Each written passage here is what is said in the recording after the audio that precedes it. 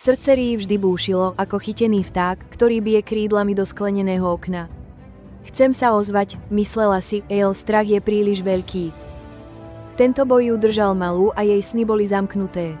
Jej priateľka, Ania, videla jej bolesť. Ania bola pokojná a silná, ako starý, pevný strom. Strach je len hlasná myšlienka, vysvetlila Ania. Nie je to skutočné nebezpečenstvo, ale tvoj mozog ti robí triky. Ania sa podelila o svoje tajomstvo, tichú minútu. Keď strach udrie, nebojuj s ním.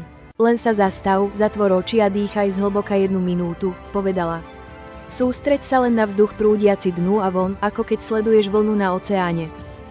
Táto jednoduchá akcia láme kúzlo strachu. Ria začala cvičiť, skúšala tichú minútu pred veľkými momentmi.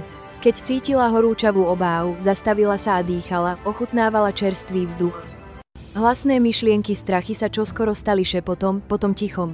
Nakoniec predniesla svoju prezentáciu, jej hlas bol jasný a silný. Jej hruď nebola ťažká, cítila ľahkosť, ako teplovzdušný balón stúpajúci hore.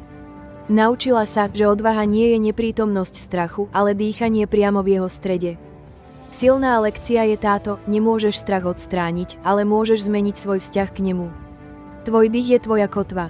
Použi tichú minútu, aby si dnes získal späť silu svojej mysle.